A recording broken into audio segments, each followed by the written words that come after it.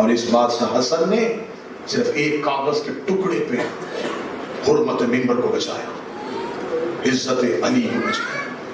شرط منوانے کے بعد سیدھے قبر رسول پہ گئے، جا کے کہتے نانا تیرا حسن جنگ جیت گیا، نانا آج ان سے شرط منوا کے آیا ہوں جنہوں نے تجھے کاغذ قلم نہیں دیا۔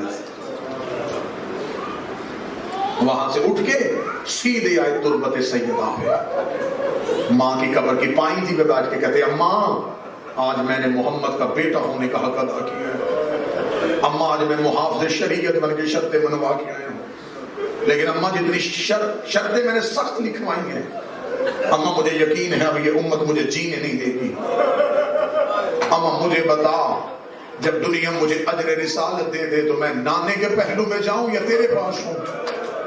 قبر سیدہ سے آواز آئی زخمی ہو کے نہ آنا، سیدھا ماں کے پہلو میں۔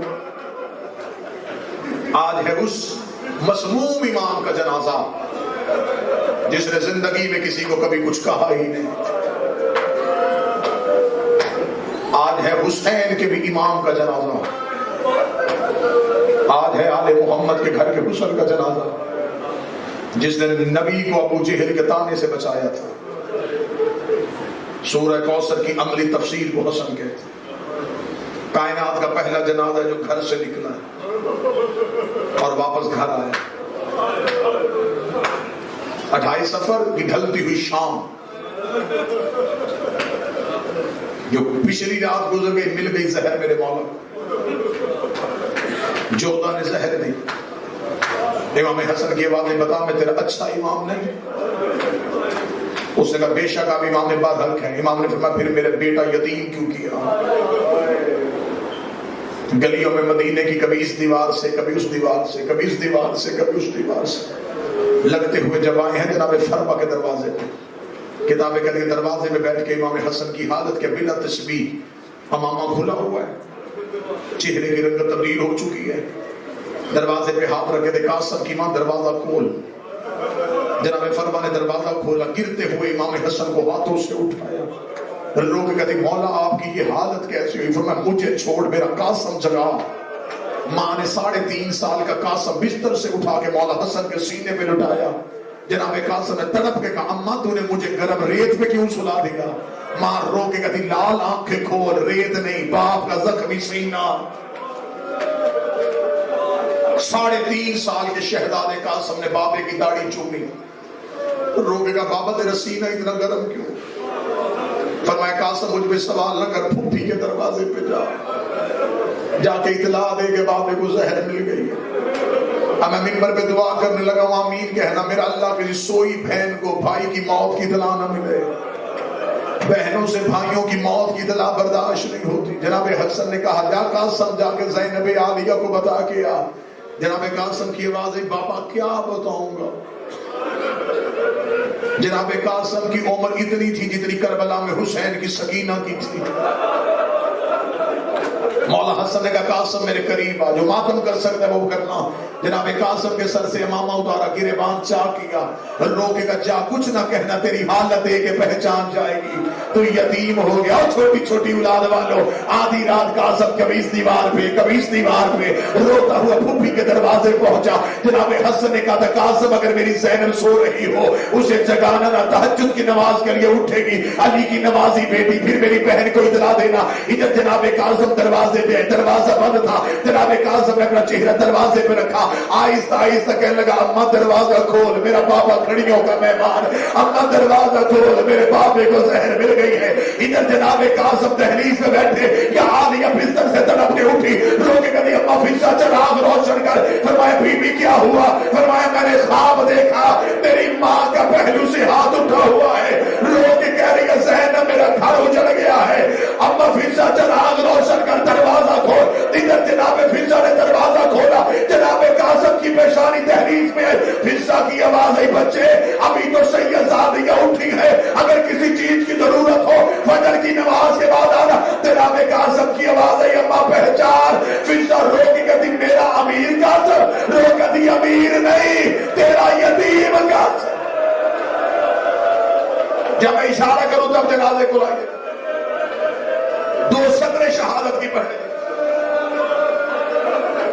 اللہ تمہارا یہ ماتم قبول کرے. محمد کی بیٹیاں تمہیں کسی کا محتاج کرے. جناب قاسم کے چہرے کی حالت دیکھی. جناب فضا رو کے کہتی ہے بی اجڑ گئے دروازے پہ قاسم. عالیہ نے جناب قاسم کو کھڑا کیا. کہا قاسم کیا ہوا؟ رو کے کہا پاپا نے حالت بنائی ہے. حالت کا دیکھنا تھا. بی بی کی آواز ہے کلثوم چل دیا میرے گھر کو پھر آگ لگ گئی. ابھی تو میں ماں کا زخم نہیں بھولی, ابھی تو میں بابے کے سر کی پٹیاں نہیں بھولی. امت نے ہمیں پھر اجر دے دیا. روتی ہوئی دونوں شہزادیاں جناب حسن کی دہلیز پہ آئیں. جناب حسن کی دہلیز پہ آنا, ادھر حالت کیا جگر کے ٹکڑے کٹ کٹ کے باہر آ رہے. جناب فروا تشت لے کے کھڑی ہے. جناب حسن کی آواز ہے کہ میری بہن آئے میرے جگر کے ٹکڑے چھپا لینا, ایسے نہ ہو میرے جگر کے ٹکڑے دیکھ کے میری زینب مر جائے. ادھر جناب زینب کا پہلا بہن آیا. جناب فضا نے تشت میں چادر دی. بی بی عالیہ کے کاندھے پہ ہاتھ آیا. آواز ہے چھپانا میں ہاتھوں پہ لینے آئی. اور میری 3 جمادی ثانی کو ماں کی وصیت تھی میرے حسن کے جگر کے ٹکڑے اٹھانا.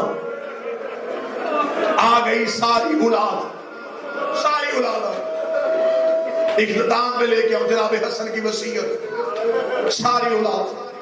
مولا حسین بلا تشبیہ ایک لمحے کے لیے جو تاریخ میں واقعہ لکھا. مولا حسین نے اپنے سینے کی ٹیک دے کے جناب حسین کو بٹھایا, حسن کو بٹھایا.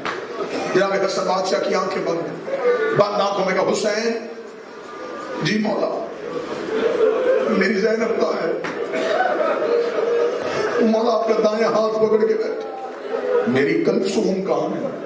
مولا بائیں ہاتھ پکڑ کے بیٹھے. مولا حسن ایک لمحے کے لیے آنکھیں کھول کر ہر کوئی آ گیا, کسی نے عباس کو نہیں بتایا. جناب فضا کی آواز ایک دروازے پہ کھڑا ہے, سر سے امامہ اترا ہے, کبھی دائیں جاتا ہے کبھی بائیں جاتا ہے. رو کے کہتا میں بھی زندہ رہا, حسن کو بھی زہر مل گیا. آواز آئی اما فضا عباس کو بلائیے. جناب فضا کی آواز آئی. مولا غازی سرکار حسن بلا رہے. مولا عباس حجرے میں آئے. علی کی بیٹیوں نے چادریں سہی. بہنوں کے بین غازی سے برداشت نہیں ہوتے تھے. مولا حسن کی وصیت سنا. حسین اپنا ہاتھ دے. جناب عباس کا ہاتھ لے کے حسین کی ہاتھ دے. لوگوں کہ حسین میرے بعد میرے عباس کا خیال رکھنا, یہ میری ماں کی دعا کا اثر ہے.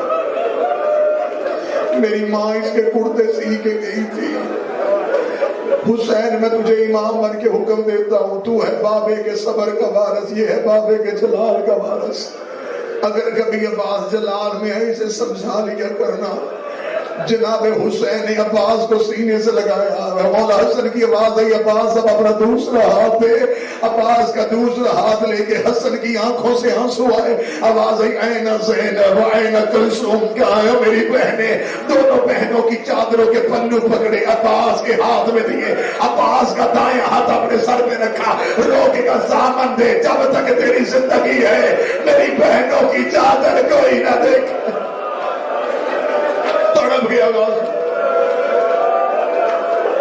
رو کے لگا مولا اس میں ضمانت کیوں؟ مولا میرے خلقت کی وجہ ہی بیویوں کا تحفظ. بس صدات و غیر صدات ہر آنکھ تقریباً برس پڑی. جنازے کو دیر نہ ہو. بس بھائی کے سینے میں بھائی کا سر تھا. قالوا ان للہ و انا الیہ راجعون. بھائیوں نے غسل دیا, بھائیوں نے کفن دیا. بڑی مشکل سے بہنوں نے جنازہ چھوڑا. بھائی جنازہ لے کے مدینے کے بازار میں آئے. اب میں مر سکتا ہوں, میں جملہ چھپا نہیں سکتا, تمہیں بی بی کا واسطہ جملہ سمجھ لینا. ادھر مدینے کے بازار میں حسین بھائی کا جنازہ لے کے آئے. مسلمان سامنے آ گئے, حسین کون ہے؟ حسین رو کے کہتے میرا بھائی ہے, اسے زہر مل گئی ہے. کہاں لے کے جا رہا ہے؟ فرمایا قبر رسول میں پہلو میں دفن کرنے جا رہا ہوں. یہ دیکھ کے کہتے قبر محمد تم سیدوں کی جگیر نہیں ہے, ہم رسول کے پہلو میں دفن نہیں ہونے دیں گے. جنازہ لے کے واپس جا. مولا حسین نے عباس کا چہرہ دیکھا. عباس کے چہرے کی رنگت بدلی. ایک عورت نے چھت سے سفید رومال کا اشارہ کیا. اشارے کا ہونا تھا कमानों से आया, इधर से 300 तीरों का कमानों भी आना था। अब्बास ने जनाजा जमीन पे रखा, अब्बास जनाजे के सामने बाजू फैला के खड़े हो गए। देख रहे तीर मारने का शौक हो करबला में आ जाना, वहां रोकने वाला कोई नहीं होगा। मेरे मरे के जनाजे पे तीर न मारो। हौसले के साथ अगर बर्दाश्त कर सकते, थोड़ी आवाज तेज कीजिए।